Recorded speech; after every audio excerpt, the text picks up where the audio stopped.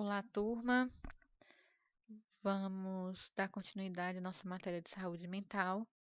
Hoje, a nossa última aula sobre transtornos do humor e também psicofarmacologia. Nesse primeiro bloco, nós vamos estar dando início falando um pouquinho sobre os transtornos do humor. Continuo com vocês, professora Marcela Amorim. Sou enfermeira, especialista em psiquiatria e saúde mental. Atualmente trabalho como coordenadora de um CAPS, tenho especialidade também em saúde da família e também gestão do SUS. Então, o que é o humor? É uma emoção pervasiva e mantida que dá colorido às percepções do mundo. É uma somatória de emoções e sentimentos que estão presentes na consciência do indivíduo num determinado momento. Um estado de disposição básica, difusa e prolongada da afetividade do sujeito. É uma capacidade polarizável. Geralmente, nós oscilamos entre um estado de ânimo mais elevado ou um humor mais baixo. Quem nunca acordou indisposto para uma atividade ou nunca se sentiu eufórico, animado demais com uma boa notícia? No entanto, isso não costuma prejudicar as nossas atividades diárias. É uma alteração de humor normal, onde eu posso ficar triste com uma determinada notícia, uma determinada situação, como eu também posso ficar muito feliz, eufórica, né? E ter aquele momento de elevação do meu humor. Quando o indivíduo ele fica fixado em uma dessas polaridades, por isso que no slide anterior eu disse que era uma capacidade polarizável. Por quê? Porque ela pode, né, sofrer essas alterações de aumento do humor ou diminuição do humor. É onde varia entre elas de forma muito intensa, a ponto de começar a prejudicar a sua vida habitual. E quando acontece de forma muito intensa e que prejudica a vida, nós chamamos de transtorno de humor. Então, uma alteração de humor normal é considerada algo da nossa vida, do nosso dia a dia, que pode acontecer com qualquer pessoa. Mas se isso prejudica a nossa vida, é considerado um transtorno do humor. Os transtornos do humor são também chamados de transtornos afetivos, pois se caracterizam principalmente por dificuldade na área do afeto, que é a nossa capacidade de vivenciarmos internamente nossos sentimentos. Depressão não é o mesmo, gente, que baixo astral, por mais que esteja incluída na gíria como fulano está mais deprê hoje, fulano não está muito bem. Ao contrário da tristeza comum, a depressão ela caracteriza-se por um estágio mais prolongado e grave do abatimento do humor. A pessoa com depressão ela apresenta tristeza patológica, com perda da autoestima, normalmente reclama de falta de ânimo, cansaço fácil e de não sentir interesse por mais nada. Eu trouxe aqui para vocês alguns CIDs, né, relacionados a alterações do humor. Então, F30, que é um episódio maníaco, F31, transtorno afetivo bipolar, F32, episódio depressivo, F33, transtorno depressivo recorrente, F34, transtorno resistente do humor, F38, os transtornos do humor, F39, transtorno do humor não específico.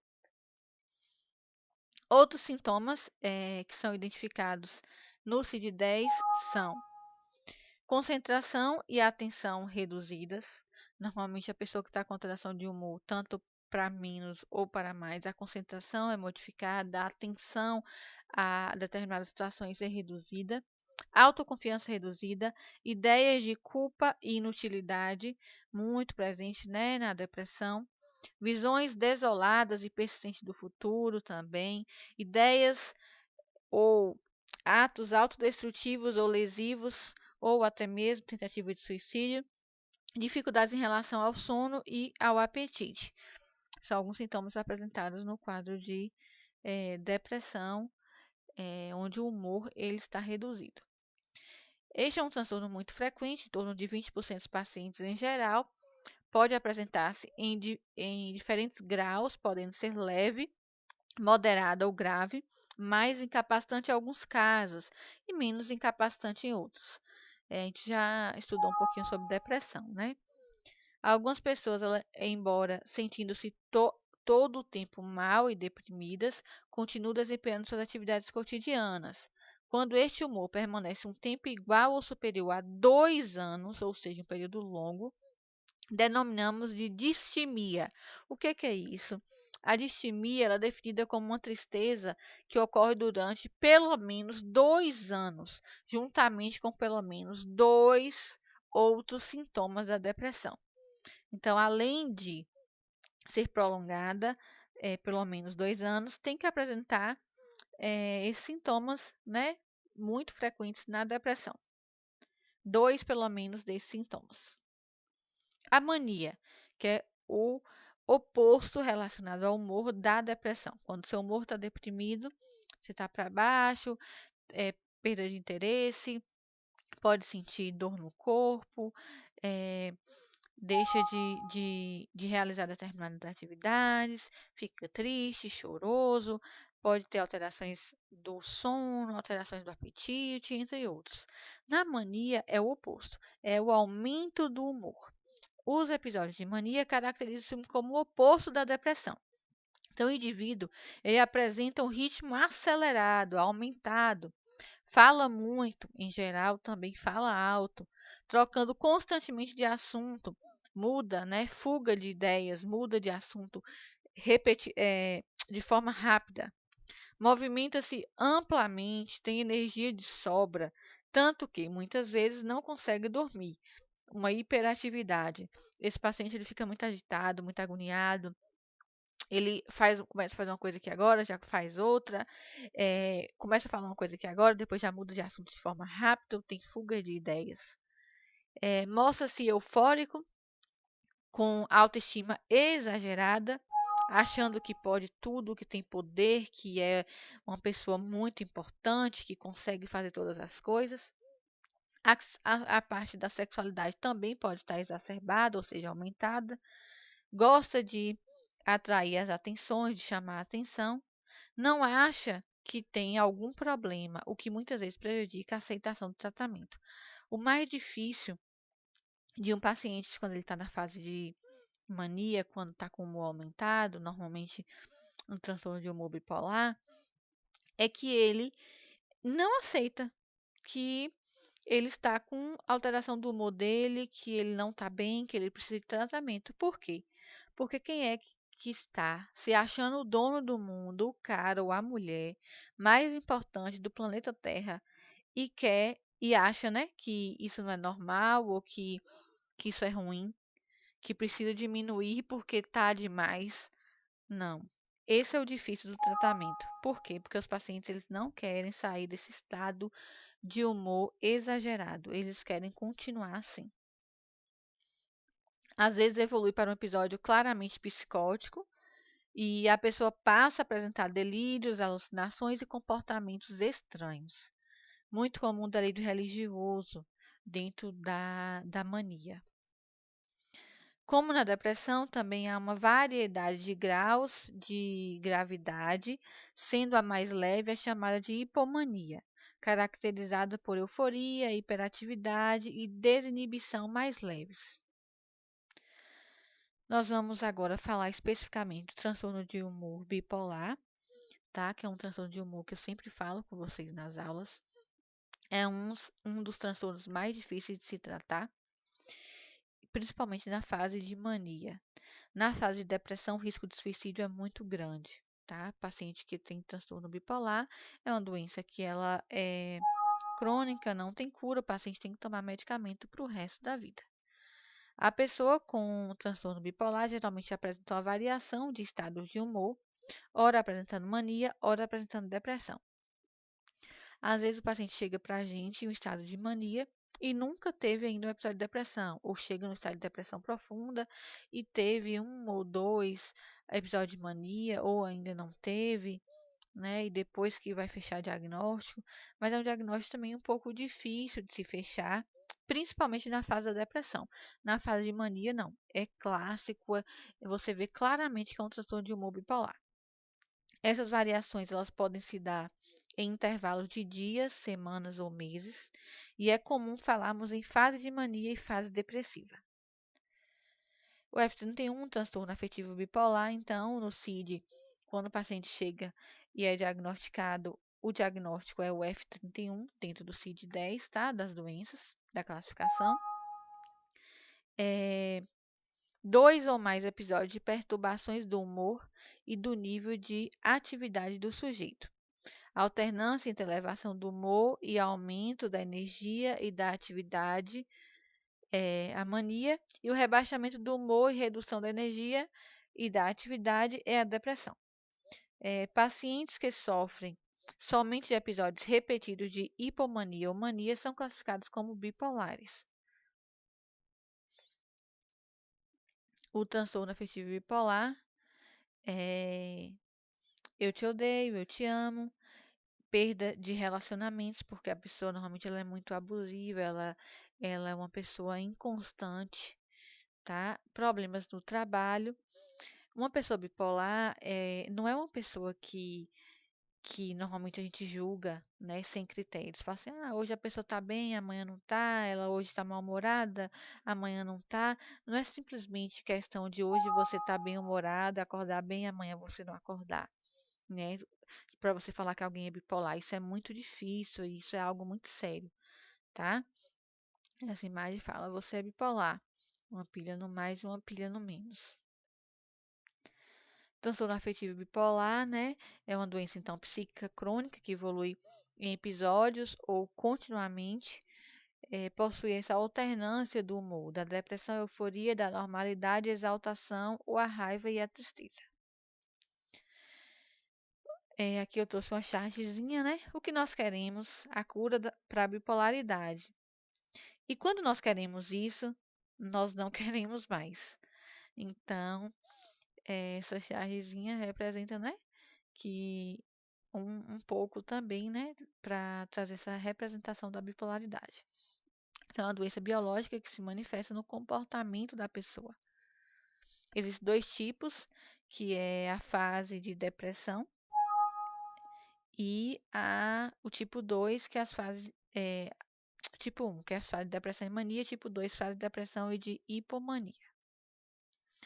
A mania, então, humor expansivo, elevado, eufórico, busca de necessidades prazerosas, insônia, começa muitas atividades, faz as coisas ao mesmo tempo e não termina, tem uma impulsividade, bebidas, compras, sexos. A pessoa, na fase de mania, ela pode comprar sem ter condições para pagar, comprar muito, fazer muitas dívidas. Risco à integridade física, social e econômica, porque ela acha como tem poderes, é dona de tudo, está com humor muito elevado, então exibe e faz determinados comportamentos que colocam, inclusive, a própria vida em risco, porque acha que é tudo normal e que nada vai acontecer. Tem então essa fuga de ideias, fala uma coisa, depois fala outra, aumento de energia, né, mental e física. A questão dos ciclos, né, cicladores rápidos e ultra rápidos e estados mistos também. O diagnóstico tardio, né, normalmente, apesar de iniciar cedo, a evolução da doença ela é lenta. Muitas vezes o diagnóstico de transtorno bipolar ele é tardio. Às vezes a pessoa é diagnosticada somente com depressão, mas quando vai para a fase de mania é mais fácil de se diagnosticar.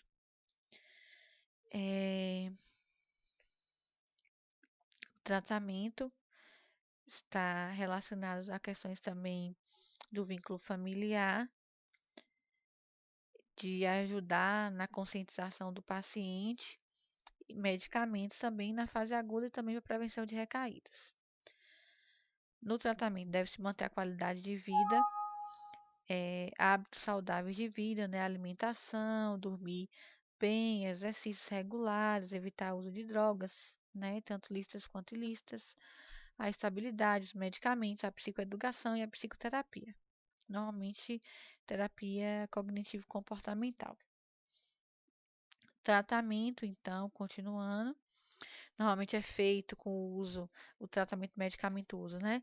O uso de estabilizadores de humor. Nós vamos estar vendo alguns tipos na próxima aula, mas os mais comuns utilizados é o carbonato de lítio, o Depaquine e também, em alguns casos, usado carbamazepina para estabilizar o humor.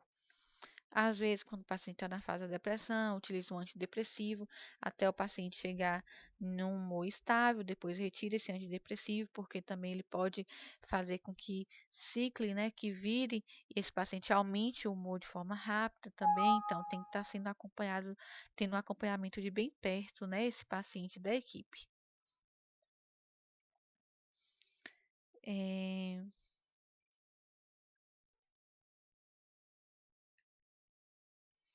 Aqui eu trouxe, né, alguns medicamentos. O lítio, 300 miligramas. Tem a clorpromazina, que foi o primeiro antipsicótico produzido. E a clorpromazina é um medicamento muito bom. A olanzapina é um medicamento novo, um medicamento de alto custo, que é liberado pela regional, tá? Normalmente é solicitado, tem toda uma documentação para solicitar esse medicamento para vir pelo estado, porque é um medicamento caro, tá? Tem, às vezes, você acha até de R$ 1.000, 30 comprimidos. A risperidona é um antipsicótico também que às vezes é utilizado. A quetiapina é um outro. A carbamazepina, que é um anticonvulsivante também usado como estabilizador do humor. Aqui na fase aguda. Aqui na fase de manutenção, tem também, além dos que eu já falei, tem a lamotrigina, que também pode ser usada, principalmente nos episódios depressivos. Eu trouxe aqui também para vocês uma revisão de transtorno de ansiedade, porque é importante, né, dentro dos transtornos de humor, porque a ansiedade ela também pode alterar o nosso humor. E eu trouxe aqui uma revisãozinha rápida para vocês, tá? Sobre ansiedade. Então, a ansiedade, ela está, né, no nosso dia a dia, mas quando essa ansiedade ela é aumentada, ela prejudica a nossa vida, ela se torna uma patologia que precisa ser tratada. Como sintoma, ela pode aparecer em vários transtornos, né? Pode ter diversos sintomas da ansiedade dentro de vários transtornos. E a ansiedade, ela é um, um- uma patologia, né? Um transtorno de grande demanda psiquiátrica. De 10 acolhimentos que eu faço em um dia, 6 a 7 estão relacionados ao transtorno de ansiedade. O transtorno de ansiedade generalizada é normalmente considerado um paciente difícil, quem tem, né, por conta da irritabilidade, da impaciência, da apreensão e dos demais, né, sintomas que a ansiedade generalizada traz. É uma preocupação exagerada, diversos sintomas físicos, né, que essa pessoa pode sentir. Algumas vezes nós dizemos descompromissadamente que tal pessoa é hipocondríaca, né, por acharmos que ela vive com uma mania de doença. Nós estamos, neste caso, cometendo dois graves erros. O primeiro, que a pessoa com transtorno de ansiedade generalizada, ela não tem mania de doença e sim sintomas físicos de ansiedade. E aí o que acontece? Ela sente realmente no seu corpo físico alguns sintomas, né? E às vezes pensa, por exemplo, que está infartando por conta da taquicardia, da dor no peito, do bolo na garganta. E aí a pessoa fala que que ela é hipocondríaca, que tem mania de doença. E o segundo, que a hipocondria é um transtorno totalmente diferente e específico da ansiedade. Se a pessoa que faz tal comentário for um técnico de enfermagem, como é o caso de vocês, deverá ficar atento para os seus sentimentos e a sua conduta com tais pacientes, a fim de não cometer um terceiro erro, que seria desvalorizar os sintomas, né, do paciente, demonstrando impaciência com esse tipo de paciente, o que a gente vê de forma constante e rotineira principalmente nas urgências. Aqui o transtorno fóbico ansioso, nos transtornos, né, fóbico ansioso, os sintomas de ansiedade ocorrem diante de objetos ou situações bem definidos, que não costumam causar temor nas pessoas em geral. Geralmente, os sintomas pioram a um nível sentido como insuportável diante de determinados objetos ou situações, o que faz as pessoas evitá-los a qualquer preço, desenvolvendo muitas vezes comportamentos estranhos de evitação que passam a fazer parte do quadro. Tais transtornos também são chamados de fobias, que podem ser social específicas ou agorofobia. A fobia social é o medo de expor-se, mesmo para grupos pequenos, situações informais, né? A pessoa normalmente ela tem medo de conviver com outras pessoas. A pessoa geralmente ela conta com a autoestima muito baixa e não é incomum que procure isolamento como forma de evitar o seu medo. Costuma comprometer muito a vida da pessoa, visto que ela passa a perder boas oportunidades, muitas vezes até no trabalho, pela necessidade de passar despercebida.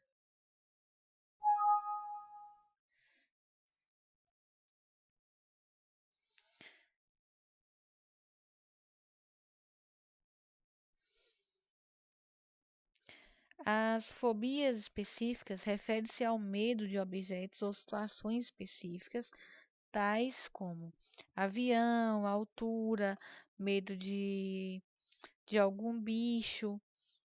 Tem gente que tem pavor de sapo ou de rã, né? E aquilo é uma fobia mesmo. Às vezes passa despercebida durante um tempo, pois a pessoa vai procurando evitar, né, aquele medo, aquele objeto, aquela situação, até um ponto que não consegue evitar e que aí tem o episódio. Já a agorafobia constitui um medo excessivo de espaços abertos, multidões, situações em que há dificuldade de fuga e de ficar sozinho, mesmo que seja em sua própria casa. A ansiedade pode chegar ao pânico. Esta é mais incapacitante de todas as fobias. O transtorno de pânico, então, muito divulgado por vários meios de comunicação, o transtorno de pânico parece uma nova doença, embora isso não seja verdade, pois vem sendo descrito na literatura psiquiátrica há muito tempo. O transtorno de pânico caracteriza-se por ataques de pânico recorrentes e sem motivo inicial aparente.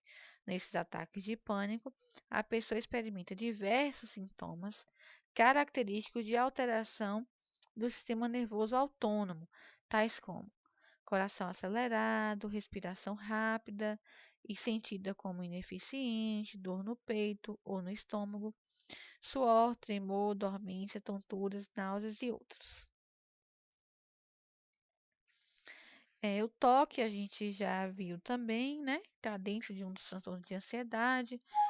O indivíduo ele desenvolve pensamentos ou ações de repetição e que ele próprio considera, né, que não são apropriadas, são inapropriadas e não consegue controlar. E que se ele não fizer, muitas vezes a mente diz que vai acontecer algo trágico, algo que vai dar errado.